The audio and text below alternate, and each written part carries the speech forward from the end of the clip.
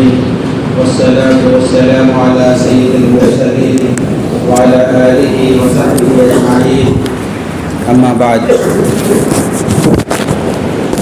أعوذ بالله من الشيطان الرجيم بسم الله الرحمن الرحيم ولا تهنوا ولا تهزنوا وأنتم الأعلون إن كنتم مؤمنين وعن النعمان بن بشير رضي الله عنه قال قال النبي صلى الله عليه وسلم إن الحلال بين وإن الحرام بين وبينهما أمور مشتبهات لا يعلمهن كثير من الناس او كما قال علیہ الصلاۃ والسلام۔ حضرت گرامی،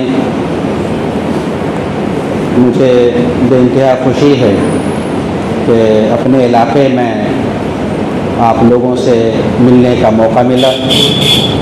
میں بے حد شکر گزار ہوں تمام منتظمین کا، اور خاص طور پر مولانا آفتاب غازی قاسمی صاحب کا۔ بڑی متحرک شخصیت کے حامل ہیں، مستقل نوجوانوں کے لیے اور مسلمانوں کے لیے فکر مند رہتے ہیں، تگ و دو کرتے ہیں۔ اللہ تعالیٰ ان کے جذبے کو قبول فرمائے، ان کی کوششوں کو بارآور فرمائے۔ حضرات، یہ وقت بہت مناسب نہیں ہے گفتگو کے لیے، اس لیے کوئی لمبی گفتگو نہیں ہونی ہے۔ دو تین باتیں مجھے عرض کرنی ہے۔ ایک بات آپ تمام لوگوں سے کامن ہوگی، اور ایک دو بات اپنے بچوں سے، اپنے بھائیوں سے میں عرض کروں گا۔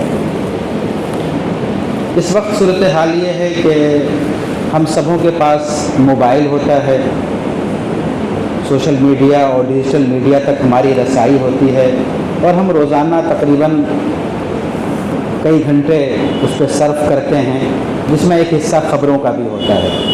تو پوری دنیا کی خبریں ہمیں ملتی ہے، اسرائیل میں کیا ہو رہا ہے، فلسطین میں کیا ہو رہا ہے، افغانستان میں کیا ہو رہا ہے، اور ملک میں کیا ہو رہا ہے۔ پہلے اخبارات ہوا کرتے تھے تو آج کی خبر کل ملتی تھی، اب بہت سی خبریں ایک ہفتے کے بعد۔ ہمیں خوب یاد ہے کہ جب عراق کا جنگ ہو رہا تھا تو نئی دنیا، پرانے لوگ واقف ہوں گے، بڑی مشکلوں سے لوگ حاصل کرتے تھے اور از اول تا آخر پڑھتے تھے۔ جذبہ یہ ہوتا ہے کہ خبروں سے واقفیت ہو جائے، دنیا میں کیا ہو رہا ہے یہ معلوم ہو جائے۔ آج یہ چیزیں بہت آسان ہو گئی ہیں، تو یہ ایک پازیٹیو اس کا وہ ہے کہ ہم خبروں سے واقف ہوتے ہیں۔ لیکن اسی کا ایک نگیٹو ویو ہے، منفی پہلو ہے، وہ یہ کہ جب ہم خبروں کو سنتے ہیں، بار بار سنتے ہیں، چاہے وہ ملکی ہو یا بین الاقوامی ہو، افغانستان کی ہو یا فلسطین کی ہو، تو ہمارے اندر کہیں نہ کہیں ایک اندر سے احساس کمتری پیدا ہوتی ہے۔ حالات ایسے ہیں، اب کیا ہوگا؟ حالات اتنے خراب ہو گئے، اب کیا ہوگا؟ اور عام طور پہ جو باشعور لوگ ہیں وہ اس بات کا ذکر بھی کرتے ہیں کہ حالات بڑے خراب ہیں، حالات ایسے ہیں، حالات ویسے ہیں۔ میرے بھائیوں، چھوٹا سا سوال آپ سے ہے کہ مسلمانوں کے لیے حالات اچھے کب تھے؟ غزوہ بدر میں حالات اچھے تھے؟ غزوہ خندق میں حالات اچھے تھے؟ کبھی اچھے نہیں تھے۔ اب آپ کہیں گے وہ ماضی کی بات ہے، جب اس ملک میں انگریزوں کی حکومت تھی حالات اچھے تھے۔ جب ہم نے جنگ آزادی لڑی حالات اچھے تھے۔ آزادی کی جنگ ختم ہو گئی، حالات اچھے تھے۔ آج حالات کبھی اچھے نہیں رہے ہیں۔ یہ ایک نظام ہے۔ حالات اچھے کیوں نہیں ہیں؟ حالات اچھے اس لیے نہیں ہیں کہ آپ کوئی عام آدمی نہیں ہیں، ایک ایسی امت ہے جس کا ایک امتیاز ہے، اور یہی امتیاز دنیا کو کھٹکتی ہے، یہی دنیا کو پسند نہیں ہے۔ آپ نماز پڑھیے، اور نماز نہیں تہجد پڑھیے بند کمرے میں، کسی کو کوئی پریشانی نہیں ہے، لیکن جب آپ جماعت سے نماز پڑھتے ہیں تو پریشانی شروع ہو جاتی ہے۔ کیوں؟ شناخت کا مسئلہ ہے۔ آپ ہماری خواتین گھروں میں جس طرح رہیں کوئی مسئلہ نہیں ہے، لیکن جب بازار میں نقاب کے ساتھ جاتی ہیں، کالج اور اسکول میں حجاب کے ساتھ جاتی ہے تو پریشانی شروع ہو جاتی ہے۔ کیوں؟ شناخت کا مسئلہ ہے۔ تو لوگوں کو پریشانی ہماری شناخت سے ہے، تو ہماری کیا ذمہ داری ہے؟ ہماری ذمہ داری یہ ہے کہ اپنی شناخت کی حفاظت کریں۔ اللہ تعالیٰ نے چھوٹی سی آیت ہے، 3 پیغام ہے اس میں بس اس کی تفصیل آپ کو بیان کروں گا آپ کے سامنے۔ وَلَا تَهِنُوا، پس ہمت نہ ہو، کمزور نہ ہو، وَلَا تَحْزَنُوا، ڈپریشن کے شکار نہ ہو، حوصلہ ہارو مت، نا امیدی نہیں، وانتم الاعلون، تم ہی سربلند ہوگے، ان کنتم مومنین، بشرطے کہ ایمان کا جذبہ تمہارے اندر ہو اور جو ایمان کے تقاضے ہیں اس کو پورا کرو۔ ہمت کون ہارتا ہے؟ ہمارے بچے بہت سے موجود ہیں، میں خاص طور پہ ان کے سامنے عرض کرتا ہوں کہ ہم سب لوگوں نے خوب دیکھا ہے بچپن سے آج تک، آندھیاں چلتی ہیں، تیز آندھیاں، کبھی مکان گرتا ہے، کبھی درخت گرتا ہے، اسی آندھی میں آپ محسوس کریں بعض درخت ایسے ہوتے ہیں جو جھک جاتے ہیں، بعض ٹوٹ جاتے ہیں اور بعض کھڑے رہتے ہیں۔ کھڑا کون رہتا ہے؟ جس کے اندر طاقت ہوتی ہے۔ جھکتا کون ہے؟ جس کی طاقت نہیں ہوتی ہے۔ اور ٹوٹتا کون ہے؟ جس میں کچھ نہیں ہوتا ہے۔ تو مسلمان ایسی قوم نہیں ہے کہ جو جھک جائے، مسلمان ایسی قوم نہیں ہے جو ٹوٹ جائے، مسلمان ایک ایسی قوم ہے عالمی کہ جس کو ہمیشہ نہ صرف سربلند رہنا ہے بلکہ پوری دنیا کی قیادت کرنی ہے۔ تو یہ تین پیغام ہے اس آیت میں۔ پہلا یہ کہ ہمیں پست ہمت نہیں ہونا ہے، خبروں کو دیکھ کے، حالات کو دیکھ کے سہمنا نہیں ہے، ڈرنا نہیں ہے، بلکہ ہمارا جو مشن ہے اس پہ ہمیں باقی رہنا ہے۔ دوسرا، ڈپریشن کا شکار۔ جب آپ نے دیکھا ہوگا کہ جو لوگ ڈپریشن کے شکار ہو جاتے ہیں انہیں پھر کچھ سمجھ میں نہیں آتا، اپنے بارے میں بھی نہیں سوچ پاتے ہیں، وہ کہ جائے کہ قوم اور ملت کے لیے۔ تو ہمیں ڈپریشن میں نہیں جانا ہے، بس ایک بات یاد رکھنا ہے، کیا؟ کہ ہم ایمان والے ہیں۔ یہیں سے دو بات اور نکلتی ہے، ہمیں ایمان کے ساتھ دو باتوں کا اور یاد رکھنا ہے۔ پہلی بات یہ کہ اللہ تعالیٰ نے ہمیں ایمان کی دولت دی ہے۔ یہ دولت دنیا میں قیادت کرنے کے لیے، دنیا کی رہنمائی کے لیے ہے۔ کنتم خیر امۃ اخرجت للناس تأمرون بالمعروف وتنہون عن المنکر، سب سے تم بہتر امت ہو تم۔ یہ دنیا میں ہزاروں نے لاکھوں امتیں ہیں، لیکن سب سے بہتر کا ٹائٹل کس کو ملا ہے؟ خیر کس کو کہا گیا ہے؟ سپر کس کو کہا گیا ہے؟ اسی امت مسلمہ کو۔ اور اس کا مشن کیا بتایا گیا ہے؟ امر بالمعروف اور نہی عن المنکر۔ تو ہمیں یہ یاد رکھنا ہے کہ ہمیں جو دین دیا گیا ہے وہ ایک مشن ہے، اس مشن کو ہمیں آگے بڑھانا ہے۔ یہ دین ایک ایسا دین ہے جو ہمارے تمام مسئلوں میں، زندگی کے تمام گوشوں میں، ہر قدم پہ ہماری رہنمائی کرتا ہے۔ یہ دین ایسا نہیں ہے کہ کچھ چیزیں کر لیا کافی ہے، پوری زندگی کو ایک متعین سانچے میں ڈھالنے کا کام کرتا ہے۔ ایک مسلمان آزاد نہیں ہو سکتا، ایک عیسائی اپنے کلیسا میں اور گرجا میں جائے نہ جائے وہ عیسائی ہے، ایک برادران وطن میں سے کوئی ہو وہ مندر جائے نہ جائے وہ غیر مسلم ہے، لیکن مسلمان کے ساتھ یہ مسئلہ نہیں۔ مسلمان کی پہچان یہ ہے کہ پوری زندگی کے لیے انہیں گائیڈ بک جو دیا گیا ہے قرآن کی شکل میں اور احادیث رسول کی شکل میں، اس کو اختیار کرنا ہے۔ ہم کبھی یہ نہیں سوچ سکتے کہ ہم جو کر رہے ہیں اس کے بارے میں مذہب ہماری رہنمائی نہیں کرتا۔ آپ جو کچھ کیجئے، آپ کا تعلق تعلیم سے ہو، آپ کا تعلق ٹیچنگ سے ہو، آپ کا تعلق ملازمت سے ہو، بزنس سے ہو، کھیتی باڑی سے ہو، کاشتکاری ہو، دنیا کا کوئی بھی کام ایسا نہیں ہے کہ جہاں آپ کا مذہب رہنمائی نہیں کرتا ہے۔ تو یہاں ایک بات یاد رکھنے کی بات یہ ہے کہ ہمارا دین ایسا ہے جو زندگی کے ہر قدم پہ ہماری رہنمائی کرتا ہے، نمبر 1۔ نمبر 2 یہ کہ دنیا کا کوئی ایسا مسئلہ نہیں ہے جس کا حل ہماری شریعت میں موجود نہیں ہے۔ ہمیں کبھی پریشان نہیں ہونا ہے، بے چین نہیں ہونا ہے۔ ہاں، جب بھی حالات آئیں گے رجوع کرنا ہے قرآن و سنت کی طرف۔ ایک صحابی نے نبی کریم صلی اللہ علیہ وسلم سے درخواست کی کہ نصیحت کر دیجیے۔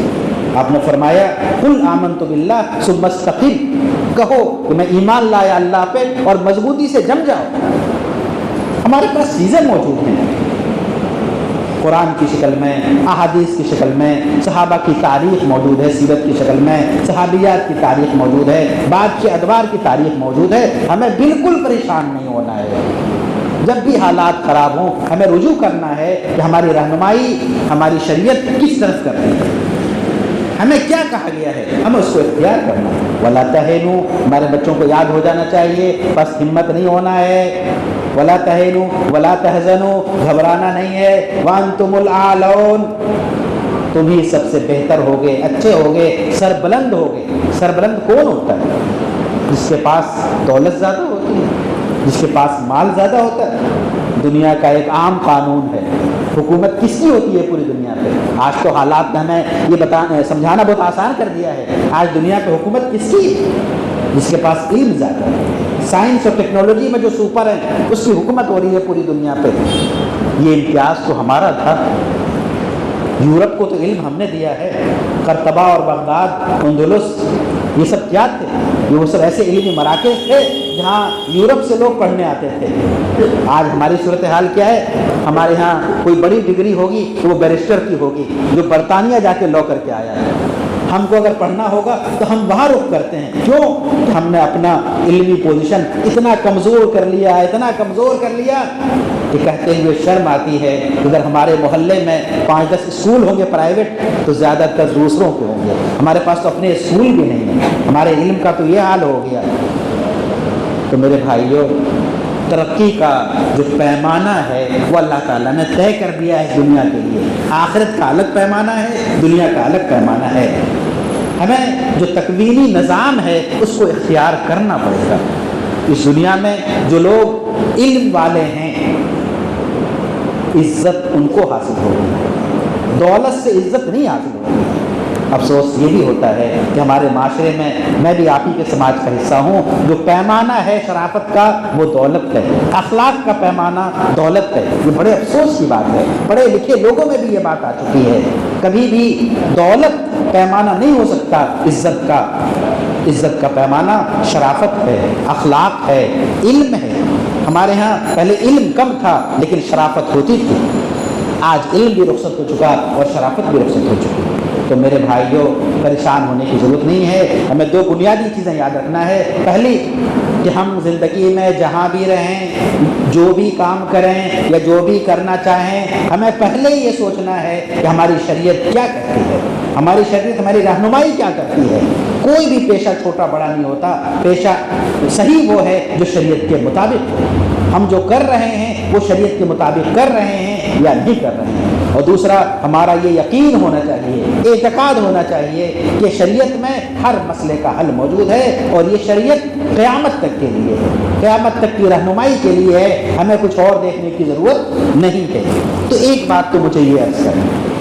دوسری بات مجھے عرض کرنی ہے اپنے چھوٹے بھائیوں سے، بڑی تعداد میں یہاں حفاظ ہیں جو آگے ماشاءاللہ بہت کچھ کریں گے، ان سے یہ عرض کرنا ہے کہ اللہ تعالیٰ نے قرآن کریم کے اندر یہ بات ارشاد فرمائی، لقد خلقنا الانسان فی احسن تقویم، کہ ہم نے انسان کو بہترین سانچے میں پیدا کیا۔ مفسرین نے اس میں بہت سی باتیں لکھی ہیں۔ آج کے حالات کو ہم دیکھتے ہیں تو ہمیں یہ احساس ہوتا ہے اس آیت کے حوالے سے کہ اللہ تعالیٰ نے ہر انسان کے اندر بے انتہا صلاحیت رکھی ہے، پوٹینشیل بہت زیادہ ہے۔ ہمارا کام اتنا ہے کہ ہمیں اپنی صلاحیت کو پہچاننا ہے، ہماری اسکل کیا ہے۔ ہمارے یہاں جو تعلیمی نظام رائج ہے پہلے بھی اور آج بھی، اس میں جو کامیابی کا معیار ہے وہ ہے میمورائزنگ، یادداشت، حفظ۔ جس کو زیادہ یاد ہوگا اس کو اچھا نمبر ملے گا۔ ہم سب دیکھتے ہیں ہمارے اسکول کا نظام بھی یہی ہے اور مدرسے کا نظام بھی نہیں یہی ہے، یہ صحیح نہیں ہے۔ اللہ تعالیٰ نے ہر بچے کے اندر ایک الگ صلاحیت دی ہے، ہر بچہ ایک الگ صلاحیت لے کے آیا ہے۔ جو لوگ سائنس پڑھتے ہیں یا آئندہ پڑھیں گے ان کو اندازہ ہوگا کہ ایک بچے کی پیدائش کتنے مرحلوں سے گزر کے ہوتی ہے۔ آسان یہ کیوں ہے؟ اس لیے ہے کہ اس کو ایک مشن کے ساتھ پیدا کیا گیا ہے، وہ یوں ہی نہیں ہے۔ اللہ تعالیٰ نے ایک اور آیت میں کہا ہے کہ ہم اپنے بندوں میں سے کچھ لوگوں کو منتخب کرتے ہیں۔ تو آپ منتخب ہیں۔ منتخب کون ہوتا ہے؟ ہزاروں اور لاکھوں میں سلیکشن ہوتا ہے، UPSC کا سلیکشن ہوتا ہے، فلاں کا سلیکشن ہوتا ہے، فلاں کا سلیکشن ہوتا ہے، ہم خوش ہوتے ہیں، سلیکشن ہوتا ہے۔ آپ کہتے ہیں کہ 5 لاکھ لوگ بیٹھے تھے، 10,000 کامیاب ہوئے، اس میں میرا بیٹا بھی ہے، میرا پوتا بھی ہے۔ کیا ہے یہ؟ سلیکشن ہے، بھیڑ میں سے، بڑی تعداد میں سے۔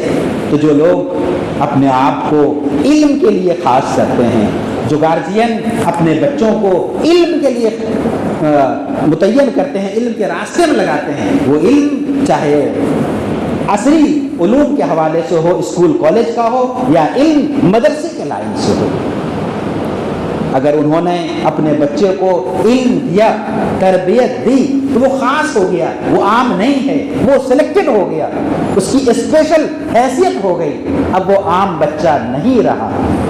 ہم سب جانتے ہیں کہ آج کل فنگر پرنٹ کی بڑی حیثیت ہے۔ فنگر پرنٹ کیا ہے؟ شناخت، آپ کی الگ شناخت ہے۔ سائنس نے آج اس کو پہچانا ہے۔ اللہ تعالیٰ نے تو 1450-1500 سال پہلے، جو ہزاروں اور لاکھوں سال پہلے انسان کو جو بنایا ہے، وہ تو ایک چیز ابھی معلوم ہوئی ہے، اس طرح کی ہزاروں چیزیں ہیں جس سے آپ کی شناخت معلوم ہوتی ہے۔ تو جو علم کے راستے میں لگ جاتے ہیں ان کی ایک الگ شناخت ہو جاتی ہے۔ علم کی کوئی تقسیم نہیں ہے، پہلی وہی اقرأ بسم ربک الذی خلق۔ کوئی فرق نہیں ہے کہ تعلیم کون سی ہوگی، ہر تعلیم اچھی ہے، بس ایک بات کہی گئی، اقرأ بسم ربک۔ علم جو بھی ہو اس علم کا تعلق بسم ربک سے، اللہ کے نام سے ہو۔ جو علم رب سے وابستہ ہو جائے گا وہ محمود ہو جائے گا، چاہے وہ سائنس کا علم ہو، جغرافی کا علم ہو، میتھمیٹک کا علم ہو، ٹیکنالوجی ہو، اور جو نئے نئے علوم اس وقت آ رہے ہیں، اگر اس کا تعلق اور اس کا شجرہ رب سے جڑا ہوا ہے تو پھر وہ علم محمود ہے۔ امام غزالی نے بہت تفصیل سے یہ بات لکھی ہے کہ علوم کی دو قسمیں ہیں، ایک فرض عین ہر مسلمان کو جاننا ضروری ہے، وہ کیا ہے؟ حلال و حرام۔ دنیا میں کیا حلال ہے، کیا حرام ہے۔ ہم نے حدیث پڑھی آپ کے سامنے، نعمان بن بشیر راوی ہیں، وہ فرماتے ہیں کہ نبی کریم صلی اللہ علیہ وسلم نے بات ارشاد فرمائی کہ جو حلال چیزیں ہیں وہ واضح ہیں اور جو حرام چیزیں ہیں وہ واضح ہیں، اور کچھ چیزیں ہیں جو مشتبہ ہیں، تو حلال کو اختیار کرنا ہے اور حرام سے بچنا ہے، اور جو مشتبہ چیزیں ہیں اس سے بھی بچنا ہے۔ تو میرے بھائیوں، خاص طور پہ نوجوانوں، آپ جہاں بھی رہیں، جس میدان میں بھی رہیں، آپ کو یہ یاد رکھنا ہے کہ آپ مسلمان ہیں۔ آج جو حالات ہیں اس میں ارتداد کے مسائل تو ہیں ہی، لیکن میں سمجھتا ہوں کہ ارتداد سے زیادہ فکری ارتداد ہے، ذہنی ارتداد ہے۔ ہم ذہنی طور پہ بدل رہے ہیں، ہمارے نوجوان اس فرق کو ختم کرتے جا رہے ہیں کہ ہم مسلمان ہیں تو ہم کو حرام کے قریب نہیں جانا ہے۔ جو غیر کر رہے ہیں وہ ہمارے نوجوان بھی کر رہے ہیں۔ فرق کہاں ہوا؟ یہ حلال و حرام کا امتیاز ہمارے پاس ہے، دوسروں کے پاس نہیں ہے۔ ذبیحہ اور جھٹکے میں فرق ہوگا، یہ فرق ہم کرتے ہیں، دوسرے نہیں کرتے ہیں۔ تو ہمیں یہ یاد رکھنا ہوگا کہ ہمارے لیے دو واضح لکیریں ہیں، حلال کا حرام الگ اور حرام کا الگ، تو دونوں الگ الگ چیزیں ہیں۔ ایک مسلمان کے لیے اس کی کوئی گنجائش نہیں ہے کہ وہ حرام کے قریب جائے۔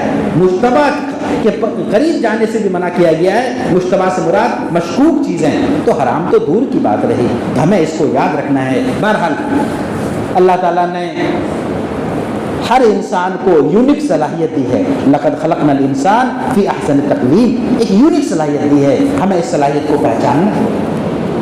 پہچانیں گے کیسے؟ پہچاننے کے بھی بہت سے طریقے ہیں، آپ اس کو تلاش کر سکتے ہیں، اس موضوع پہ کتابیں لکھی گئی ہیں، آپ کو یوٹیوب پہ ویڈیوز مل جائیں گے کہ اسکلز کو کیسے پہچانا جائے، بہت سے طریقے ہیں۔ میں ایک سمپل سی بات بتاتا ہوں آپ کو، لوگوں نے یہ بات لکھی ہے کہ جس کام کو کرنے میں مزہ آتا ہے وہ آپ کی اسکل ہے، جس کام کو کرنے میں تھکاوٹ نہیں ہوتی ہے وہ آپ کی اسکل ہے۔ آپ کی اسکل وہ ہے جو آپ کو زمان و مکان سے بے نیاز کر دے۔ اگر آپ گھنٹوں پڑھتے ہیں اور آپ کو تھکاوٹ نہیں ہوتی ہے، اس کا مطلب کیا ہے کہ جو پڑھنا ہے وہ آپ کی خاص اسکل ہے۔ کوئی پڑھنے میں اچھا ہوتا ہے، کسی کو سمجھانے کی صلاحیت اچھی ہوتی ہے، کسی کو مینجمنٹ کی صلاحیت اچھی ہوتی ہے، کسی کو مسائل حل کرنے کی صلاحیت اچھی ہوتی ہے، کوئی سوشل کاموں میں اچھا ہوتا ہے۔ تو ہمیں دیکھنا یہ ہے کہ ہمارے بچے کے اندر وہ اسکل کیا ہے، وہ صلاحیت کیا ہے، اس صلاحیت کو پہچاننا ہے اور اس کے مطابق آگے کی زندگی کو طے کرنا ہے۔ ہمارا جو نظام ہے وہ یہ کہ ایک نظام مدرسے کی تعلیم کا ہے اور ایک نظام اسکول کی تعلیم کا ہے۔ تعلیم اسکول کی ہو یا مدرسے کی، دونوں قابل مبارک، دونوں محمود۔ اسکول میں پڑھتا ہے تو بھی ہماری ذمہ داری ہے کہ دین کی بنیادی باتیں ہم سکھائیں، اور اگر مدرسہ میں پڑھتا ہے تو بھی ہماری ذمہ داری ہے کہ اسی دنیا میں اس کو رہنا ہے، تو دنیا کیسے چلتی ہے، دنیا کا نظام کیسے ہوتا ہے، اس کو ہمیں سکھانا ہے۔ ہماری صورتحال یہ ہے، اسکول کی بھی وہی صورتحال ہے اور مدارس کی بھی وہی صورتحال ہے کہ اگر ہمیں کھانا جانے کی ضرورت پڑے تو ہمیں نہیں معلوم کہ کھانے کا نظام کیا ہے۔ کیوں نہیں معلوم؟ اسکول والوں کو بھی معلوم ہونا چاہیے اور مدرسے والوں کو بھی معلوم ہونا چاہیے۔ کیوں؟ یہ ضرورت ہے آپ کی۔ تو دنیا میں جو بھی ضرورت کی چیزیں ہیں، تعلیم چاہے یہ حاصل کر رہے ہوں یا وہ حاصل کر رہے ہوں، دونوں کی ذمہ داری ہے کہ ان چیزوں کو سمجھیں، چونکہ آپ کو رہنا اسی میں ہے، اور جب جہاں رہنا ہے وہاں کے نظام کو سمجھنا ضروری ہے۔ تو جو لوگ اسکول کی تعلیم سے وابستہ ہیں ان کی ذمہ داری اور ان کے گارجین کی ذمہ داری یہ ہے کہ اسکول کی تعلیم کے ساتھ ساتھ دین کی بنیادی تعلیم کا انتظام کریں، چاہے وہ صبح کا مکتب ہو، شام کا مکتب ہو، ٹیوشن ہو یا آن لائن تعلیم ہو۔ آج بڑی سہولت ہو گئی ہے، اچھے اچھے ادارے قائم ہو گئے ہیں آن لائن۔ آپ تھوڑا سا سوچ کے اور سمجھ کے ان اداروں سے رابطہ کیجئے، چھوٹے چھوٹے وہاں بھی کورس ہیں قرآن کو سمجھنے کے، قرآن کے مطالب کو سمجھنے کے، دینیات کو سمجھنے کے، حلال و حرام کو سمجھنے کے، آپ اس کا انتظام کیجئے، یہ آپ کی ذمہ داری ہے۔ اللہ تعالیٰ نے ارشاد فرمایا قوا انفسکم واہلیکم نارا۔ ہم نے اپنے بارے میں سوچ لیا، یہ کافی نہیں ہے۔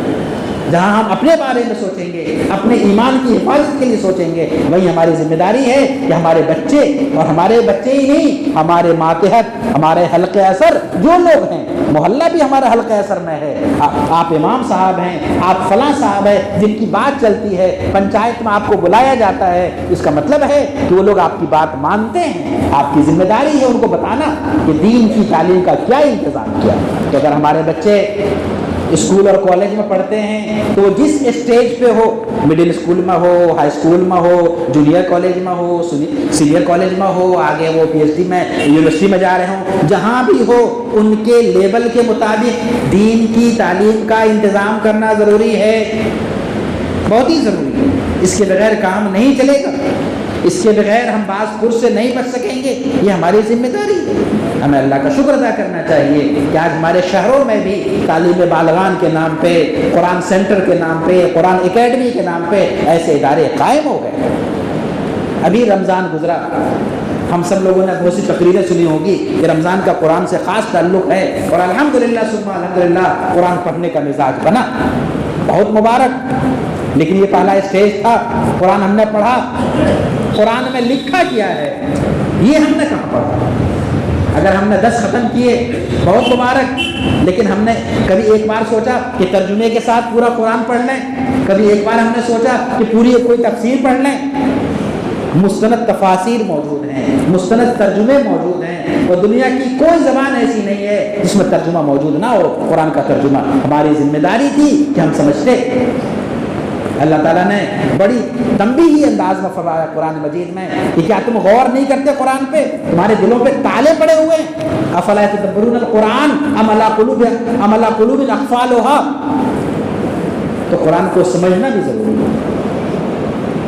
ہم اگر اس مرحلے میں ہیں کہ قرآن سمجھ سکتے ہیں تو ہمیں ضرور ایسے اداروں کو تلاش کرنا چاہیے جہاں قرآن کو سمجھانے کا نظام ہو، چاہے وہ آف لائن ہو چاہے آن لائن ہو، ہمیں اس کی کوشش کرنی چاہیے اور قرآن کو سمجھنا چاہیے۔ قرآن کریم کے علاوہ جو شریعت کی بنیادی چیزیں ہیں، خاص طور پہ میں نے ذکر کیا حلال و حرام کا مسئلہ، اس میں بڑی کمی ہوتی ہے۔ اور یہ بھی سن لیجئے کہ حلال و حرام کا تعلق صرف کھانے سے نہیں ہے، حلال و حرام کا تعلق صرف کھانے سے نہیں ہے، حلال و حرام کا تعلق آمدنی سے بھی ہے، سورس آف انکم سے بھی ہے۔ کیا کما رہے ہیں، پیسہ کہیں سے مل جائے نہیں لے سکتے، پیسہ کیسے بھی حاصل ہو جائے نہیں کر سکتے۔ ہمیں یہ دیکھنا ہوگا کہ پیسہ حاصل کیسے کر رہے ہیں۔ یہ حلال و حرام کا تعلق ہے، یہ ہماری ذمہ داری ہے۔ ٹیبل کے نیچے سے آ رہا ہے اور ایک مسلمان بیٹے کا باپ بھی خوش ہوتا ہے کہ آپ نیچے سے اتنے پیسے آ رہے ہیں، بڑی شرم کی بات ہے۔ ایک مسلمان کے لیے زیب نہیں دیتا۔ مسئلہ اتنا ہی نہیں ہوتا ہے، ایک حرام لقمہ اگر پیٹ میں جاتا ہے تو اس کے اثرات مرتب ہوتے ہیں۔ وقت کم ہے، میں ایک چھوٹا سا واقعہ بیان کروں آپ کو جو حدیث میں واقعہ ہے، میں کوئی فرضی کہانی نہیں سنا رہا ہوں۔ نبی کریم صلی اللہ علیہ وسلم نے ذکر کیا کہ ایک شخص آتا ہے، اس کے کپڑے پراگندہ ہیں، گرد اٹے ہوئے ہیں، ایسا لگتا ہے کہ وہ دور سے کہیں سے آیا ہے، اور وہ ہاتھ اٹھاتا ہے اور دعا کرتا ہے، یا رب یا رب۔ نبی کریم صلی اللہ علیہ وسلم نے فرمایا مسافر ہے، پریشان حال ہے، دل سے دعا کر رہا ہے، آنکھوں سے آنسو جاری ہیں۔ اللہ کے رسول صلی اللہ علیہ وسلم نے آگے جو بات فرمائی وہ سوچنے اور سمجھنے کی ہے۔ آپ نے فرمایا کہ اس کی دعا کیسے قبول ہوگی جب اس کے نسوں میں جو خون دوڑ رہا ہے وہ حلال نہیں حرام ہے، جو اس نے کھایا ہے وہ حرام ہے، جو پہنا ہے وہ حرام ہے۔ تو دعا جتنے دل سے کر لیجئے، جتنے آنسوؤں کے ساتھ کر لیجئے، اگر پرورش میں حرام شامل ہے تو دعا قبول نہیں ہو سکتی۔ حرام کے اثرات ہوتے ہیں پوری زندگی تک، اور زندگی نہیں بچوں کو اور نسلوں تک ہوتے ہیں۔ تو یہ ہمیں سمجھنا ہوگا کہ حلال و حرام کی تمیز کیا ہے۔ یوں ہی نہیں ہے، کچھ بھی نہیں کر سکتے، کچھ بھی نہیں کھا سکتے، کچھ بھی نہیں آمدنی حاصل کر سکتے۔ آپ جو بھی سورس آف انکم اختیار کیجئے، آپ کو اجازت ہے، لیکن آپ کو بیسک سمجھنا ہوگا کہ حلال و حرام کیا ہے۔ کہیں حرام کی آمیزش تو نہیں ہے، کہیں تحفے کے نام پہ رشوت تو نہیں آ رہا ہے، جج صاحب ہیں، وکیل صاحب ہیں، انسپیکٹر صاحب ہیں، تحفہ آ رہا ہے، لیکن تحفے کے بعد کیا کوئی کام بھی ہوگا اس کے ساتھ؟ تحفہ ہے یہ رشوت ہے، ہمیں یہ یاد رکھنا پڑے گا، اس کے بغیر کام نہیں چلے گا۔ تو اس لیے دین کو سمجھنا ضروری ہے، چاہے وہ کوئی بھی ہو، عام انسان ہو تو بھی سمجھنا ضروری ہے، اور اسکول اور کالج کے بیک گراؤنڈ کے ہوں تو بھی سمجھنا ضروری ہے۔ تو بہرحال ایک اسٹریم ہمارے یہاں یہ ہے اسکول اور کالج کا، دوسری اسٹریم مدرسوں کا جس میں دینی تعلیم کا نظام ہے۔ بہت سے مدرسے ایسے ہیں جہاں دینی تعلیم کے ساتھ عصری علوم بھی ہے۔ ندوے میں الحمدللہ پہلے کلاس سے لے کے اور عالمیت تک ضروری عصری علوم ہے وہ پڑھایا جاتا ہے۔ بہت سے مدرسے ہیں جہاں پڑھایا جاتا ہے بہت اچھا۔ ایک مرحلہ ہے ہمارے یہاں حفظ کا، کہ شروع کے جو ناظرہ اور ابتدائی پرائمری کی تعلیم ہو گئی، اور اس کے بعد بچے کو حفظ کے لیے لاتے ہیں، اور بعض 3 سال میں، بعض 4 سال میں، بعض 2 سال میں حافظ ہو جاتے ہیں۔ بہت مبارک ہے، حافظ کی بڑی اہمیت ہے، حفظ کی بڑی فضیلت ہے حدیث میں، وقت نہیں ورنہ میں ذکر کرتا آپ کے سامنے، بڑی اہمیت ہے اس کی، بہت مبارک ہے۔ لیکن مسئلہ یہاں شروع ہوتا ہے کہ جب حفظ مکمل ہوتا ہے تو کیا ہوگا، ان کے سامنے راستے کیا ہیں۔ ایک راستہ ہمارے یہاں بہت مشہور ہے اور بہت آسان راستہ ہے، وہ ہے کہ مدرسوں میں چلے جائیں اور پھر دوبارہ عربی سے شروعات کریں۔ بہت اچھا، حافظ ہو گئے، اب حفظ میں جو کچھ یاد کیا ہے اس کو سمجھنے کے لیے عالم بن جائیں، بہت مبارک۔ آج کل ایک دوسرا راستہ بھی ہے، وہ دوسرا راستہ یہ ہے کہ حفظ کرنے کے بعد اگر کسی کی خواہش ہے گارجین کی یا بچے کی کہ وہ عصری علوم حاصل کرنا چاہتا ہے، تو آج ایسے کورسز موجود ہیں کہ 2 سال کے اندر، 3 سال کے اندر حافظ بچوں کو ہائی اسکول کرایا جاتا ہے، اور جب وہ بچہ ہائی اسکول کر لیتا ہے 2 سال اور 3 سال کے اندر، تو پھر وہ مین اسٹریم میں آ جاتا ہے، اور جب مین اسٹریم میں آ جاتا ہے تو اس کے پاس وہ سارے درجات، سارے آپشن کھل جاتے ہیں۔ وہ آرٹس میں جائے گا، انجینئرنگ میں جائے گا، میڈیسین میں جائے گا، جو دلچسپی ہو کرے، بڑا آسان ہو گیا ہے اس کے وقت۔ لیکن ایک تیسرا مسئلہ بھی یہاں پہ ہے، بہت سے بچے حفظ کرنے کے بعد تعلیم چھوڑ دیتے ہیں، مسئلہ معاش کا ہو، مسئلہ خاندان کا ہو، یا مسئلہ کچھ اور ہو۔ میں بڑے دل کے ساتھ کہنا چاہوں گا کہ ایسے بچے عام طور پہ ضائع ہو جاتے ہیں، وہ کارخانوں میں جاتے ہیں، وہ ہوٹلوں میں جاتے ہیں، جہاں ان بچوں کی ذمہ داری ہے وہاں اس سے زیادہ ان کے گارجین کی ذمہ داری ہے، اور میں تھوڑی جرات کے ساتھ کہتا ہوں کہ اس سے زیادہ سماج کی ذمہ داری ہے، اس علاقے کے علماء کی ذمہ داری ہے۔ بچے نے حفظ کر لیا، بہت مبارک، یہ حفظ کے بعد بچہ گئے کہاں؟ چاہے تو ہائی اسکول کر لیں 2 سال میں، اس اسٹریم میں چلے جائیں، تعلیم آگے جاری رکھیں، یا پھر مدرسے میں آ جائیں، لیکن دونوں میں سے کسی ایک کو کرنا ضروری ہے۔ حفظ کوئی ایسا لیول نہیں ہے کہ جہاں پہ تعلیم کو روک دیا جائے، ایسا لیول نہیں، بہت بڑی فضیلت کی بات ہے، بڑا مقام حاصل کیا اس نے، لیکن اسٹیج نہیں ہے، ابھی پلیٹ فارم نہیں آیا ہے۔ آپ اگر پہلے ٹرین سے اتریں گے تو بھٹکیں گے آپ۔ راستہ اسٹیشن سے نکلتا ہے، پلیٹ فارم سے نکلتا ہے، بیچ راستے میں اگر ٹرین رکتی ہے کوئی اترتا نہیں ہے، کیوں؟ وہاں سے راستے نہیں ہوتے۔ تو حفظ بہت بڑی فضیلت کی بات ہے، بہت بڑا مقام ہے، لیکن وہ تعلیمی ایک اسٹیج تو ہے، اس لحاظ سے حفظ مکمل، عربی شروعات، لیکن اس لحاظ سے کوئی اسٹیج نہیں ہے کہ ایک تعلیم مکمل ہو گئی، نہیں۔ تو اگر یہ ڈراپ آؤٹ آ رہا ہے، حافظ بچے تعلیم چھوڑ رہے ہیں، تو سوچنے کی بات ہے، غور کرنے کی ضرورت ہے کہ اس کا کیا انتظام ہوگا۔ اگر معاشی مسئلہ ہے تو اس علاقے کے لوگ اس کو حل کر سکتے ہیں۔ آج ایسے NGOز موجود ہیں جو سپورٹ کرتے ہیں، صرف رہنمائی کی ضرورت ہے۔ اور اگر حافظ بچے مین اسٹریم میں آ جاتے ہیں، ہائی اسکول کر لیتے ہیں، تو ان کے لیے راستے بہت سے کھل جاتے ہیں جیسے اور بچوں کے لیے۔ لیکن میں پھر یہ کہوں گا کہ آپ اگر جاتے ہیں اس راستے میں تو بہت اچھا، ضرور جائیے، شوق سے جائیے، لیکن آپ نے جو کچھ کمایا ہے وہ ضائع نہ ہو، آپ کا دور جاری رہے، قرآن پڑھنا آپ کا جاری رہے، قرآن سے تعلق آپ کا جاری رہے، اور قرآن ہی نہیں جو دینی علوم ہیں، جیسے میں نے ابھی ذکر کیا ہائی اسکول اور اوپر والوں کے لیے، ویسے ہی حافظ بچے جب اوپر جاتے ہیں تو ہر لیول کے لیے تعلیم الگ ہوتی ہے۔ تو آپ آگے جائیے اور آگے اوپر بڑھتے جائیے، اور ساتھ ساتھ دینی علوم سے آپ کا اٹیچمنٹ باقی رہے، آپ کا رشتہ اور تعلق باقی رہے۔ ایک اور بات میں عرض کر دوں، وقت زیادہ ہو رہا ہے، کہ ندوۃ العلماء میں الحمدللہ جو بچے انٹر کرتے ہیں، اسکول بیک گراؤنڈ سے آتے ہیں، ان کے لیے 5 سال کا عالم کورس بھی ہے۔ اگر کوئی مدرسہ سے پڑھ کے نہیں آ رہا ہے، ہائی اسکول کیا، انٹر کیا، اب ان کو شوق ہو رہا ہے، خواہش ہو رہی ہے کہ دین پڑھنا ہے، تو ندوے نے 5 سال کا کورس ان کا الگ سے بنایا ہے، الگ سے کورس ڈیزائن ہوا ہے، انٹر کے بیس پہ ایڈمیشن ہوتا ہے۔ تو اگر شوق ہے، دلچسپی ہے آپ کے اندر یا گارجین کے اندر، تو اس موقع سے فائدہ اٹھا سکتے ہیں۔ اور ندوے کے علاوہ جو ندوے کے برانچیز ہے، وہاں بھی اس طرح کے وہاں بھی یہ سلیبس موجود ہوتا ہے کہ انٹر کے بعد ایڈمیشن ہوتا ہے۔ تو جو نوجوان اسکول سے پڑھ رہے ہیں لیکن دل کے اندر خواہش ہے، امنگ ہے، جذبہ ہے کہ مدرسے کی تعلیم حاصل کرنا ہے، تو وہ آئیں، مبارک، انٹر کے بعد دوبارہ آ جائیے، کیونکہ آپ کا نیچے وقت زیادہ لگ چکا ہے، آگے وقت کم لگے گا، تو ادھر سے بھی آ کے پڑھ سکتے ہیں۔ تو یہ بھی راستہ ہے۔ بہرحال حفظ کے بعد تعلیم کو ختم نہیں کرنا ہے، جاری رکھنا ہے، یا تو اسکول کی طرف آ جائیے، مین اسٹریم میں جڑ جائیے اور پھر آگے تعلیم حاصل کیجیے، یا پھر مدرسے میں آئیے، عالم بنیے، قرآن جو کچھ یاد کیا ہے اس کو سیکھیے۔ اور آخری بات تمام لوگوں کے لیے جو لوگ علم سے جڑے ہوئے ہیں، کہ آج کا دور یہ اختصاص کا دور ہے، اسپیشلائزیشن کا دور ہے۔ حضرت مولانا علی رحمۃ اللہ علیہ اکثر کہا کرتے تھے کہ اگر 2 چیزیں حاصل ہو گئی تو کامیابی کی ضمانت، ایک اخلاص اور دوسرا اختصاص۔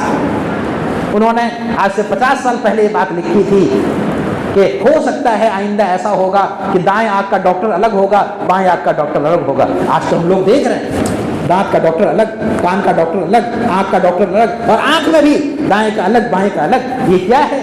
یہ اسپیشلائزیشن ہے۔ ہمارے یہاں بھی صورتحال یہ ہے کہ جو ہارٹ کے ڈاکٹر ہوتے ہیں ان کی بھیڑ لگی ہوتی ہے، اب وہ کامن ہارٹ کے مریض عام ڈاکٹر کے پاس نہیں جاتے ہیں، ہارٹ والے کے پاس جاتے ہیں جنہوں نے ہارٹ میں آگے MD کیا ہو۔ یہ کیا ہے؟ یہ اسپیشلائزیشن ہے۔ علوم میں بھی ہوتا ہے اسپیشلائزیشن۔ ایک زمانہ تھا جب ہائی اسکول پہ ملازمت مل جاتی تھی تو ہائی اسکول کی تعلیم بہت اچھی تھی، پھر یہ ہوا کہ گریجویشن کو ملازمت مل جاتی ہے تو گریجویشن ہوتی ہے۔ میرے بھائیوں، آپ کو علوم میں تحقیق تک پہنچنا ہے، ریسرچ تک پہنچنا ہے، آپ کو خود تحقیق کرنی ہے، اس لیول تک پہنچنا ہے۔ آپ اپنا منتہا، اپنی منزل اور ٹارگٹ چھوٹا مت رکھیے۔ آپ کو اگر دنیا کی قیادت کرنی ہے تو آپ کو علوم کے اس منزل تک پہنچنا ہوگا، تب جا کے آپ قیادت کر سکیں گے۔ اگر آپ دوسروں کے محتاج ہیں تو چندہ سے آیا ہوا مال، اس سے آگے نہیں بڑھ سکتے ہیں، آپ ہر وقت آپ محتاج رہیں گے۔ لیکن جب آپ خود اس لائق ہوں گے، اس قابل ہوں گے، تو پھر آپ آگے تک پہنچ سکیں گے۔ آخری بات یہ کہ آج ملت کو ایسے لوگوں کی ضرورت ہے جو قانون کے ماہر ہوں۔ آپ جس علم کو اختیار کریں، اس میں گہرائی پیدا کریں، اللہ تعالیٰ آپ کو عزت دے گا، آپ کامیاب ہوں گے۔ لیکن کچھ چیزیں ایسی ہیں کہ جہاں پہ آپ جاتے ہیں تو اپنی خدمت کرنے کے ساتھ ملت کی بھی خدمت کرتے ہیں۔ اگر آپ نے میڈیکل کیا ہے تو آپ کی ملازمت جہاں ہو، آپ جس ہاسپٹل میں کام کرتے ہوں آپ کی ذات سے آپ کے رشتہ داروں کو فائدہ پہنچے گا، آپ کے محلے والے کو فائدہ پہنچے گا. کہیں بھی حالات خراب ہوں گے پہلے لوگ آپ کو یاد کریں گے، کیوں؟ وہ چیز ہے آپ کے اندر. اسی طرح آج ملت کو ضرورت ہے اچھے وکلا کی، آج ملت کو ضرورت ہے اچھے صحافیوں کی. تو آپ جب اپنے لیے میدان کا انتخاب کریں تو صرف پیسے کو ٹارگٹ نہ بنائیں کہ کس کورس میں کیا پیسہ ہے، بلکہ اس کو بھی ٹارگٹ بنائیں کہ ملت کو آپ کیا فائدہ پہنچانے والے ہیں، ملک کو کیا فائدہ پہنچانے والے ہیں.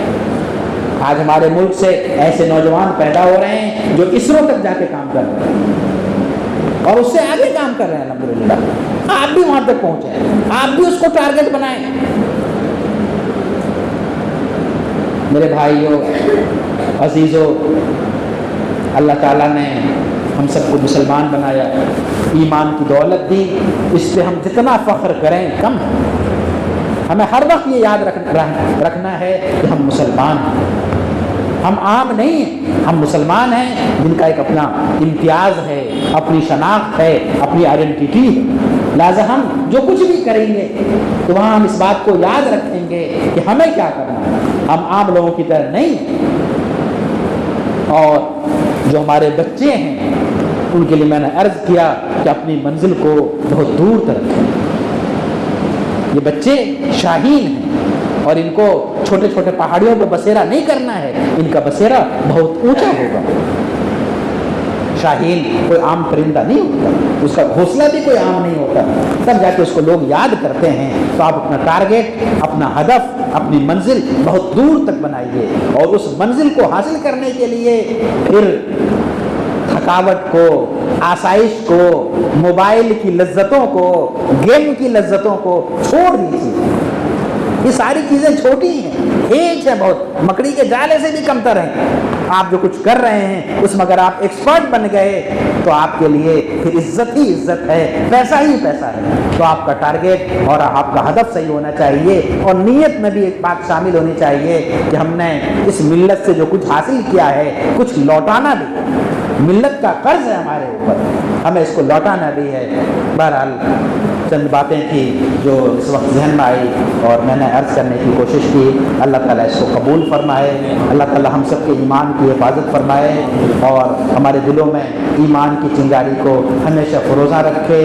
اللہ تعالیٰ ہم سب کو ہر طرح کے ارتداد سے، خاص طور پہ فکری اور ذہنی ارتداد سے حفاظت فرمائے. وآخر دعوانا الحمدللہ رب العالمین.